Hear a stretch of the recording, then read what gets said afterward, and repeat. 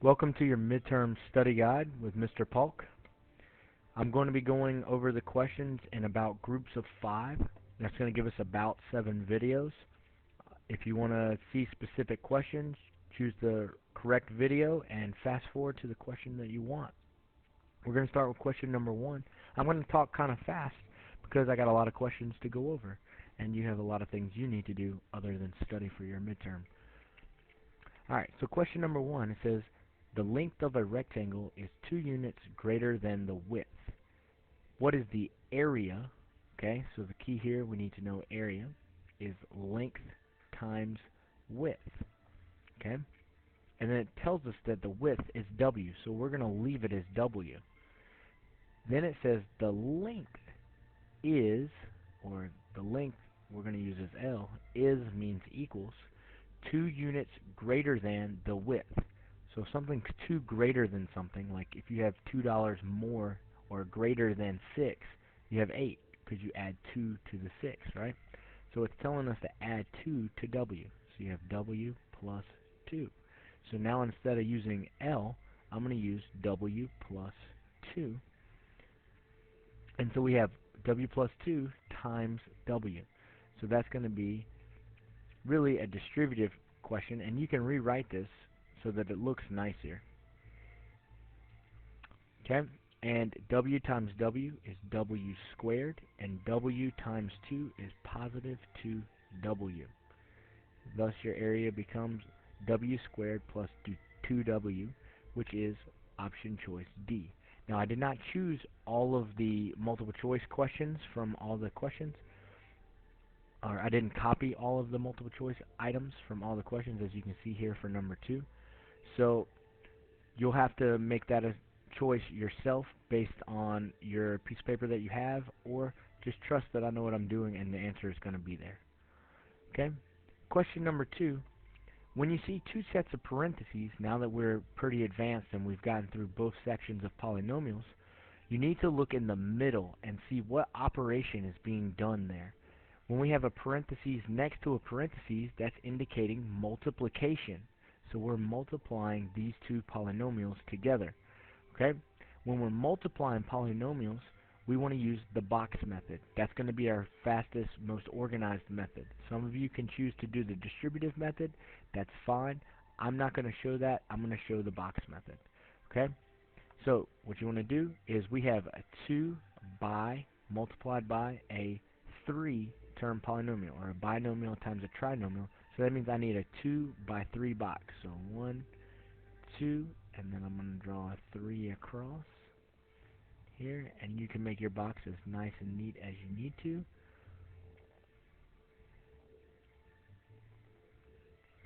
Okay? And then I'm going to bring down my first polynomial here, my binomial, and I'm going to write it to the side. And then I'm going to take my second polynomial, which is the trinomial, and I'm going to write it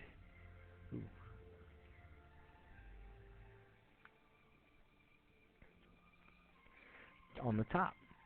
So now, to get inside the box, just like you would over here, you would find the area by multiplying. So we do 1 times 1, which is 1, or x squared times x to the third. When you multiply variables, you add their exponent. So you have x, and what's 2 plus 3? 5. Okay? Then you have x squared times negative 4x squared. Well, negative 4 doesn't have anything to multiply with, or it's just a 1. And then you have, when you multiply variables, you add their exponents again. So you have 2 plus 2, which is 4. Negative 5 times x squared is just negative 5x squared. Negative 2 times x cubed is negative 2x cubed. Negative 2 times negative 4x squared, well, a negative and a negative makes a positive, and 2 times 4 is 8, and then x squared comes down. Negative 2 times negative 5, a negative and a negative make a positive, and 2 times 5 is 10. Notice how neither of these have an x on it. That's why we don't have an x here. But there's 2 that would come down here, and none, so we still have 2 that would be there. Another thing that you can look for is 5, 4, 3, 2, 1. Okay? So there's a lot of things that there's going to see the variables come downhill, I guess, starting with the high one and working its way down to the low one. Now, if we're going to have like terms, you're going to look in your peanuts, okay? And if you look, that's x cubed and that's x to the fourth. They are not like terms because this is a 3 and this is a 4. So they actually will not combine. Our x to the fifth will come down. And then you want to go to the next highest exponent, which is the 4, okay? And so you're going to know negative 4 x to the fourth, negative 2 x to the third. And then we're going to look in our other peanut and see if we have like terms here. And we actually do.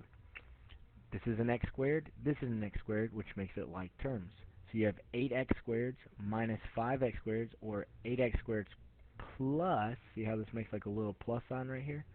Plus negative 5x squared. Either way, 8 minus 5 is positive 3, and then x squared. Notice how I kept it a square here and I didn't make it a 4? That's because when you add, we don't touch exponents. Only when we multiplied did we add exponents. And here we're just adding, so we do not multiply exponents. And then the positive 10 will come down. Notice how it goes 5, 4, 3, 2, and then we don't have one that just has 1 on it. And that's okay. Nothing hurt. And that's our final answer. Okay? Moving to the next slide. Question number 3, a consecutive integers question.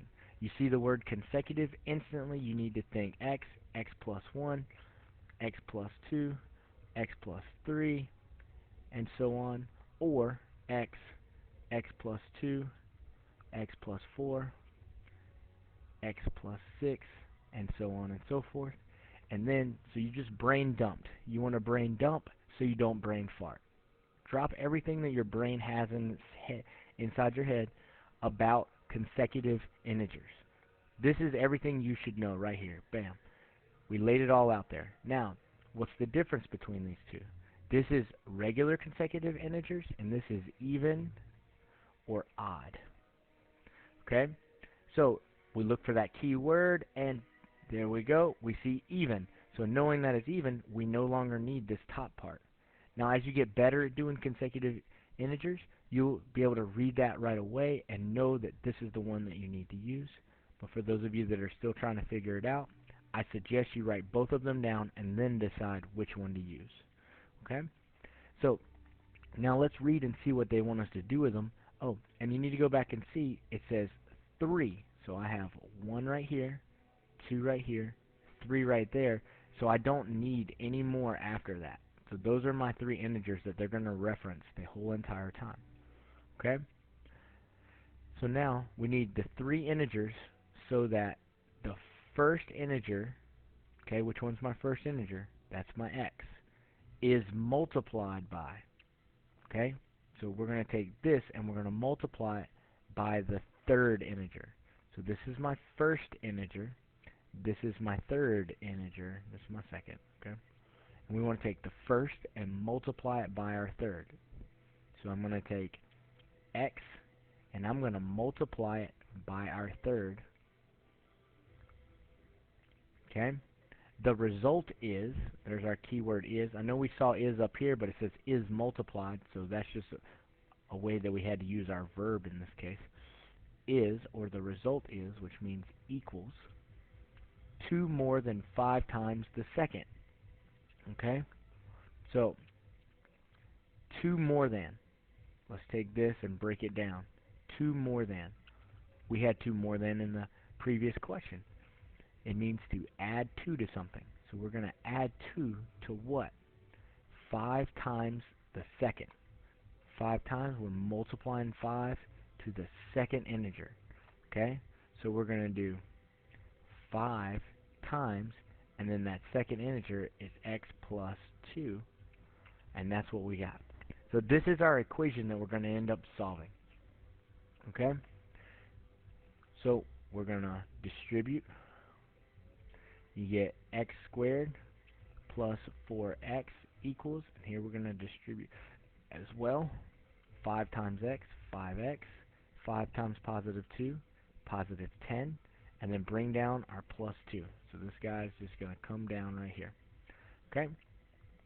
We see that we have like terms right here. I'm going to get x squared plus 4 equals 5x, and what's 10 plus 2? That's positive 12. Okay? Now, normally when we do these, I would tell you, get all your integers on one side of the equation, and that's what we would do here. However, for the midterm, we're not going to have one where the x squareds won't cancel, and if you look, this one's not going to have an x squared that cancels out because we don't have any other x squareds. So this one was more set up to see if you could get it down to this state right here, okay, and just to see if you could set it up. If you can get it to look like this from the words, you know what you're doing and you're good to go. So this is our important piece of information here, okay? So keep that in mind as you're trying to solve this. We won't go any further. It goes into factoring, okay? And that's for the next unit, Unit 5, okay? Moving on to question 4. We see here we have a polynomial and another polynomial. We look in the middle. That's multiplication, okay? When you multiply, we're going to use the box method.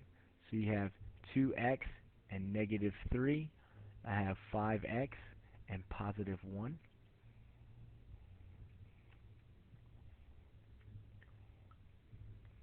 Okay?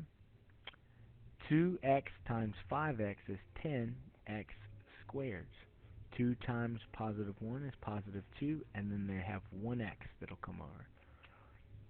Negative 3 times 5 is negative 15, and then there's 1x that will come down. Negative 3 times positive 1 is negative 3. Then we go and we look for our like term peanut. Okay? And we have an x and an x, so they are like terms. So you get 10x squared. That comes down.